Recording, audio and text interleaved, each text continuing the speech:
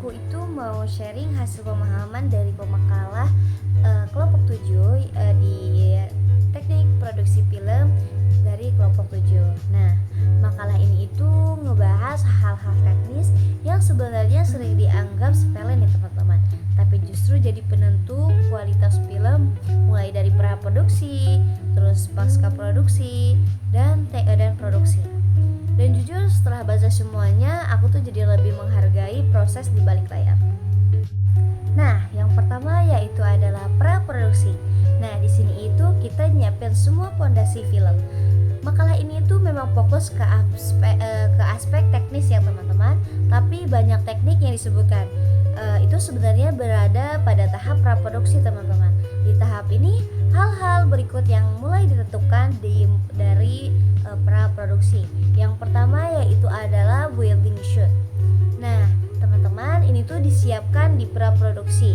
Sutradara dan tim menentukan pertama yaitu ada adegan mana yang butuh building shoot. Terus juga ada gambar yang mana yang mau ditunjukinnya itu apa. Terus lokasi mana yang paling sesuai dengan untuk membuka adegan. Nah, building shoot ini itu penting banget nih teman-teman, buat ngasih orientasi ke penonton belum masuk ke inti ceritanya teman-teman. Oke, yang kedua yaitu ada clip shoot. Nah, masih bagian perencanaan visual. Di praproduksi, tim ini tuh memutuskan kapan sih scan akan ditutup dengan collapse shoot sebelum pindah ke scan berikutnya. Nah, ini itu memastikan ritme film itu terasa wajar sejak awal direncanakannya teman-teman. Selanjutnya yaitu ada cinematography planning. Nah, teman-teman, pada tahap praproduksi ini tuh mereka juga menyusun keputusan teknis seperti kayak rule of third yang dipakai di dalam adegannya itu apa. Terus kayak karakter yang harus ditempatkan itu yang harus ditempatkan di mana. Lalu juga ada nanti kayak membutuhkan high angle kah atau low angle. Nah, ada juga ukuran shoot apa yang bakal dipakai untuk tiap momen. Nah, teman-teman, semua ini tuh sudah direncanakan matang sebelum kamera itu benar-benar berputar. Oke, selanjutnya itu ada lighting plan. Nah, teman-teman, di tahap praproduksi juga disebut desain pencahayaan tiap adegan. Nah, misalnya kayak kamu mau low key atau high key, arah lampu itu dari mana dan warna cahaya itu apa yang harus dipakai. Nah, yaitu adalah light plan. Selanjutnya yaitu adalah mist and scene. Nah, teman-teman, mist and scene itu semua unsur yang tampak di layar kayak seperti kostum, properti, setting, warna, terus posisi aktor. Nah, semuanya itu direncanakan pada tahap praproduksi, teman-teman. Ringkasnya, teman-teman, praproduksi itu tahap merakit konsep visual sebelum beranjak ke lapangan. Oke, tadi kita sudah bahas praproduksi. Selanjutnya kita akan bahas produksi. Nah, produksi ini itu teman-teman, saat semua itu rencana yang kita susun pada praproduksi itu diwujudkan.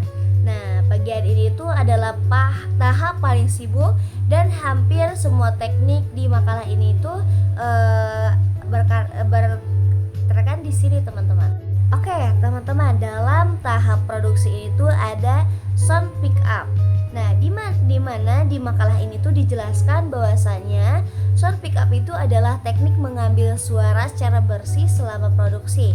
Nah, di tahap ini itu audio itu direkam dengan mic yang tepat. Terus juga kru itu menjaga agar tidak ada noise. Suara itu disesuaikan dengan adegannya juga teman-teman. Jadi sound pick up itu adalah suara bersih yang bukan bonus, tapi itu tuh harus diwajibkan dan keharusan berada di dalam sebuah film. Oke, selanjutnya dalam produksi adalah ada kamera dan sinematografi. Nah, di produksi ini semua rencana visual itu diterapkan teman-teman, seperti rule of third, terus continuity, terus shoot angle, shoot size. Nah, kalau misalnya rule of third ini itu dipakai saat kamera itu diatur. Kalau continuity itu dijaga supaya kamera itu supaya gambar itu tetap konsisten. Nah, ada juga shoot angel atau kayak hik atau low angel, itu tuh dipraktikkan sesuai kebutuhan adegan. Nah, selanjutnya yaitu adalah shoot size, di mana semua perencana itu seperti long shoot, medium, close up itu tuh dilakukan. Nah, pada tahap produksi ini tuh adalah tempat semua teori berubah jadi gambar nyata, teman-teman. Oke, selanjutnya yang akan kita bahas adalah lighting. Nah, di sini tim lighting itu bekerja memastikan pencahayaan sesuai dengan konsep yang sudah disediakan, teman-teman. Seperti kalau semisalnya adegannya itu harus dramatis, maka yang dilakukan adalah low key lighting. Nah, kalau misalnya adegannya itu cerah, berarti yang dilakukan adalah high key lighting. Oke, selanjutnya yaitu ada kamera movement. Nah, teman-teman, kamera movement ini tuh gerakan kamera yang dipraktikkan sesuai kebutuhan adegan. Misalnya kayak pan, terus ada tilt, terus zoom atau tracking atau dolly. Nah, gerakan kamera di produksi ini tuh adalah energi visual dari sebuah film. Oke, yang terakhir dalam tahap produksi yaitu adalah main and skin terwujud. Nah, teman-teman, semua yang sudah direncanakan sebelumnya seperti kayak kostum, setting, warna, properti dan blocking itu tuh dipasang dan divisualisasikan secara nyata di tahap produksi ini. Nah, di tahap produksi ini tuh Miss and Skin adalah ruang kreatif yang paling hidup. Oke, selanjutnya kita akan membahas tentang pasca produksi. Teman-teman, tahap produksi ini tuh yaitu adalah kita setelah tahap produksi atau setelah syuting selesai, semuanya itu berpindah ke tahap pasca produksi seperti kayak editing cues. Nah, di mana di makalah ini tuh dijelaskan bahwa editing cues adalah catatan-catatan kecil dari sutradara atau script supervisor yang membantu editor tuh memilih kayak tag mana yang terbaik, terus bagian yang layak dipakai, terus adegan mana yang butuh ritme cepat atau lambat.